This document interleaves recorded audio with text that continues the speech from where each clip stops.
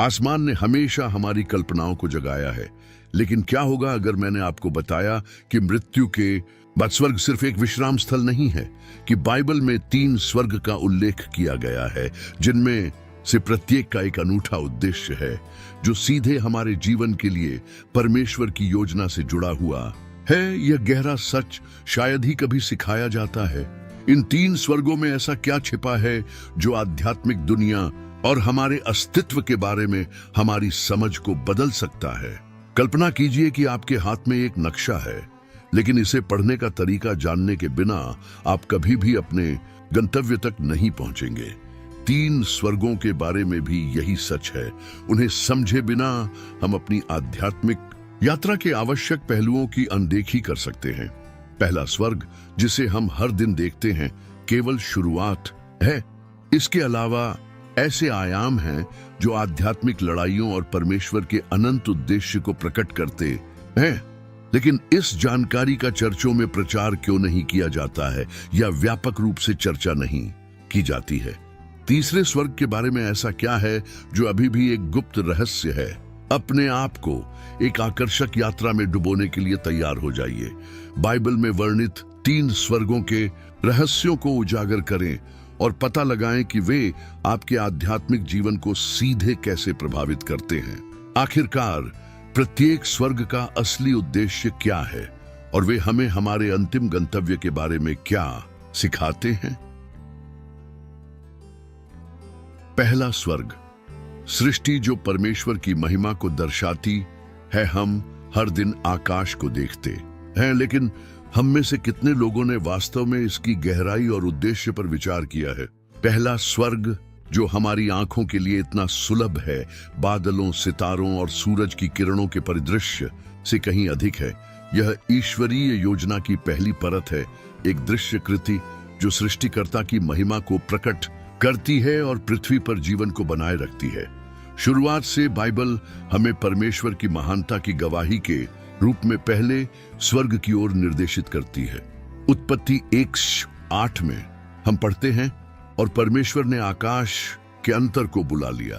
यह सिर्फ एक खाली जगह नहीं है, यह जीवन को बनाए रखने और हमें प्रतिदिन परमेश्वर की उपस्थिति की याद दिलाने के लिए सावधानी पूर्वक डिजाइन किया गया विस्तार है। जिस आकाश को हम देखते हैं वह अपने निरंतर परिवर्तनों के साथ सूर्योदय से सूर्यास्त तक, तूफानों से तारों वाली रातों तक एक गतिशील और देखभाल करने वाले सृष्टिकर्ता की मूर्त अभिव्यक्ति है। पहला स्वर्ग सिर्फ एक भौतिक परत नहीं है, यह हमें अंतरंग तरीके से सृष्टि से जोड़ता है।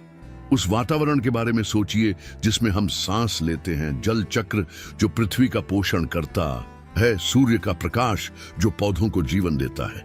यह सब पहले स्वर्ग का हिस्सा है। वह हमारे ऊपर एक सुरक्षात्मक छत की तरह है जो हमें याद दिलाता है कि सबसे कठिन दिनों में भी एक दिव्य आदेश है जो हमारे अस्तित्व के हर विवरण को बनाए रखता है।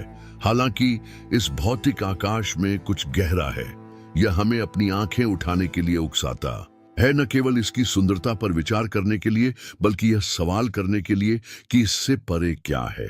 भगवान ने हमें इतना विशाल स्थान क्यों दिया है? रहस्यों और संभावनाओं से भरा हुआ है। क्या वह हमें यह दिखाना चाहता है कि हम जितना देख सकते हैं उससे कहीं अधिक है? हमें न केवल भौतिक ब्रह्मांड का पता लगाने के लिए आमंत्रित करता है, बल्कि आध्यात्मिक आयामों को भी इंगित करता है। भजनकार इस आश्चर्य को भजन संहिता 19:1 में व्यक्त करता है। आकाश परमेश्वर की महिमा का वर्णन करता है और आकाश उसके हाथों की कार्य को प्रकट करता है। पहला स्वर्ग अपनी सारी विशालता और जटिलता के साथ एक जीवित संदेश है कि एक सक्रिय सृष्टिकर्ता है जो उसकी रचना में रुचि रखता है। हर बादल, हर तारा और हर हवा एक अनुस्मारक है कि हम उसकी उपस्थिति से घिरे हुए हैं। हालांकि पहला स्वर्ग हमारा अंतिम गंतव्य नहीं है, यह एक प्रतीक है, कुछ अधिक की समझ के लिए एक प्रवेश द्वार है। जिस तरह एक घर की छत हमारी रक्षा करती है, लेकिन वह जगह नहीं है जहां हम पूरी तरह से रहते हैं। पहला स्वर्ग हमारी रक्षा करता है क्योंकि यह बताता है कि परे क्या है। यह हमें ऊपर देखने, आध्यात्मिक चीजों के बारे में सोचने और इस बात पर विचार करने के लिए आमंत्रित करता है कि हम यहाँ जो कुछ भी अनुभव करते हैं वह एक शाश्वत योजना से कैसे जुड़ा है, लेकिन एक पेचीदा विरोधाभास है। यद्यपि पहला स्वर्ग इतना करीब और दिखाई देता है, यह एक सीमा भी है। यह भौतिक और आध्यात्मिक के बीच अलगाव को चिह्नित करता है। और यहाँ एक प्रश्न उठता है जो हमें आगे देखने के लिए प्रेरित करता है। यदि पहला स्वर्ग इतना महान है तो इससे परे हमें क्या इंतजार है? बाइबल में बताए दूसरे स्वर्ग हमारे आध्यात्मिक जीवन और हमारे लिए परमेश्वर के अनंत मकसद से कैसे जुड़ते हैं? पहला स्वर्ग इस यात्रा की शुरुआत है। यह हमें सभी चीजों में आध्यात्मिक आयामों और परमेश्वर की संप्रभुता को समझने के लिए एक ठोस आधार देता है। हर बार जब हम अपनी आंखें उठाते हैं और इसकी सुंदरता पर विचार करते हैं तो हमें इस भौतिक आकाश से परे क्या है, इसकी गहरी समझ की तलाश करने के लिए आमंत्रित किया जाता है। इस दृष्टिकोण को ध्यान में रखते हुए हम दूसरे स्वर्ग का पता लगाने के लिए तैयार हैं, जहां अदृश्य लड़ाइयां सामने आती हैं और जहां आध्यात्मिक शक्तियां सीधे हमारे अस्तित्व को प्रभावित करती हैं। दूसरा स्वर्ग अदृश्य युद्ध क्षेत्र। यदि पहला स्वर्ग वह है जिसे हम हर दिन अपनी आंखों से देखते हैं, तो दूसरा स्वर्ग वह है जिसे हम अपनी आत्मा में महसूस करते हैं, लेकिन शायद ही कभी समझते हैं। यह भौतिक नहीं है, इसे छुआ या मापा नहीं जा सकता है, लेकिन इसका अस्तित्व उतना ही वास्तविक है जितना कि हम सांस लेते हैं। ये वह जगह है जहां अनदेखी ताकतें, दोनों आकाशीय और बुराई, लड़ाई लड़ती है जो सीधे पृथ्वी पर हमारे जीवन को प्रभावित करती है। बाइबल हमें इस आत्मिक क्षेत्र की झलक प्रदान करती है। इफिसियों 6:12 में प्रेरित पौलुस घोषणा करता है, क्योंकि हम लहू और मांस से नहीं परंतु प्रधानों से और अधिकारियों से और इस संसार के अंधकार के हाकिमों से और आकाश में आत्मिक दुष्टता से मल्लयुद्ध करते हैं। ये स्वर्गीय क्षेत्र दूसरे स्वर्ग को संदर्भित करते हैं, एक आत्मिक क्षेत्र जहां स्वर्गदूत और दुष्ट आत्माएं निरंतर संघर्ष में रहती हैं।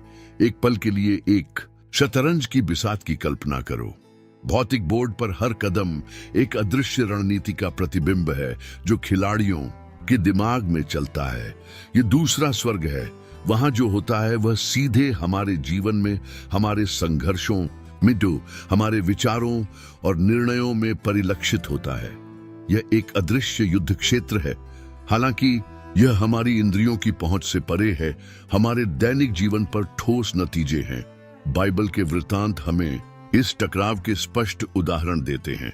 दानियेल की पुस्तक में हम दूसरे स्वर्ग के बारे में सबसे हड़ताली अनुच्छेदों में से एक पाते हैं। दानियेल 10:12-13 वर्णन करता है कि कैसे स्वर्गदूत जिब्राइल को दानियेल की प्रार्थनाओं का उत्तर देने के लिए भेजा गया था, परंतु उसे फारस के राज्य के प्रधान एक विरोधी आत्मिक शक्ति के द्वारा 21 दिनों के लिए हिरासत में रखा गया।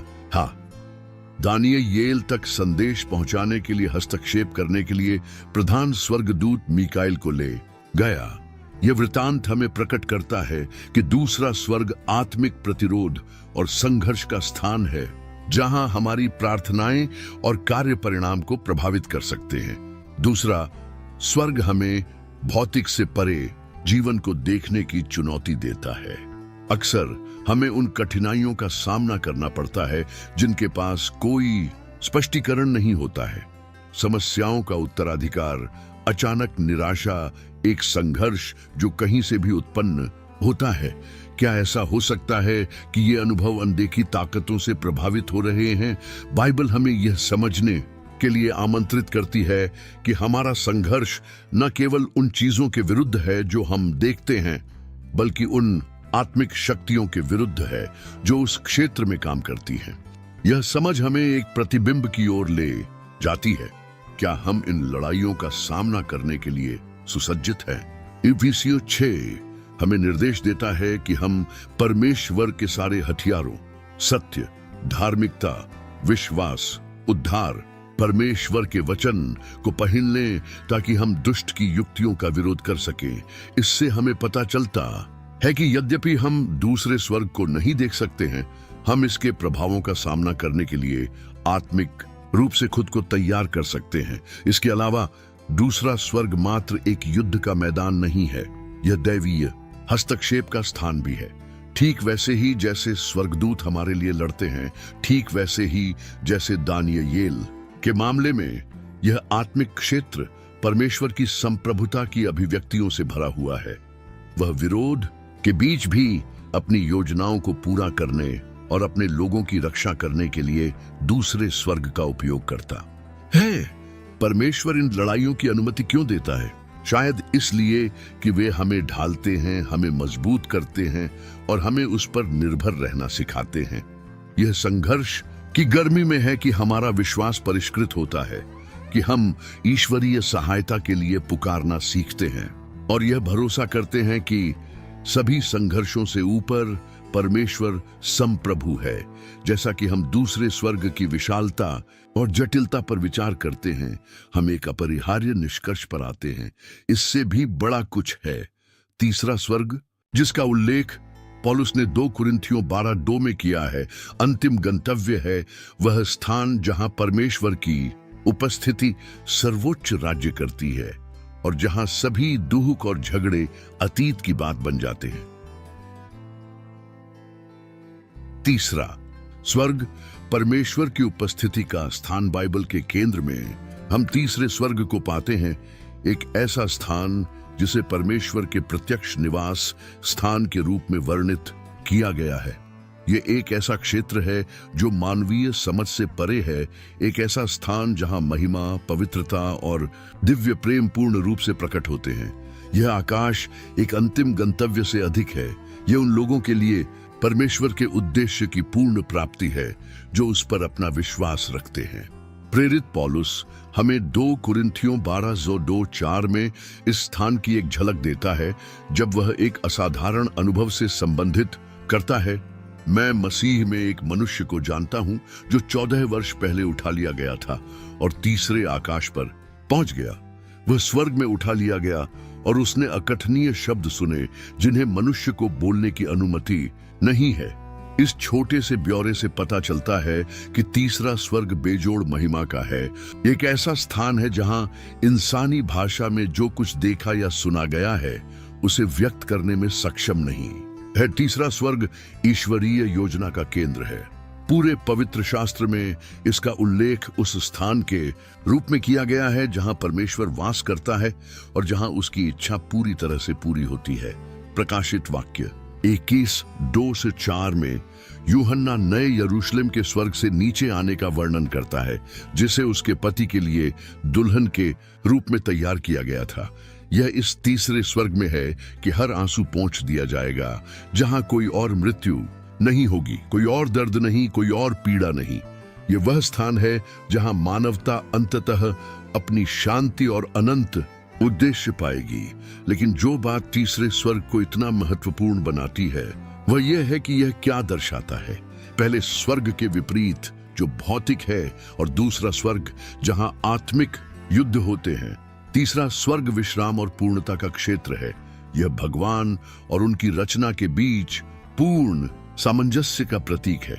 यहाँ पाप का कोई स्थान नहीं है, दर्द अस्तित्वहीन है और परमेश्वर के साथ सहभागिता पूर्ण है। लेकिन तीसरे स्वर्ग की ओर जाने का रास्ता आसान नहीं है। इसके लिए समर्पण, विश्वास और समर्पण की आवश्यकता होती है। पूरे बाइबल के इतिहास में हम मूसा, दाऊद और भविष्यद्वक्ताओं जैसे आंकड़ों को देखते हैं जो परमेश्वर के साथ इस अंतिम मुठभेड़ के लिए तरस रहे हैं। यह खोज परमात्मा के मानवीय लालसा का प्रतिबिंब है, उस परिपूर्णता के लिए जो केवल सृष्टिकर्ता ही प्रदान कर सकता है। इसके अलावा तीसरा स्वर्ग भविष्य के गंतव्य से कहीं अधिक है। वह अब हमारे जीवन को प्रभावित करता है। जब यीशु ने अपने शिष्यों को प्रार्थना करना सिखाया, तेरी इच्छा जैसी स्वर्ग में पूरी होती है वैसी पृथ्वी पर भी हो, मत्ती 6:10, वह हमें इस उच्च स्वर्ग के मूल्यों और वास्तविकता के अनुसार जीने के लिए आमंत्रित कर रहा था।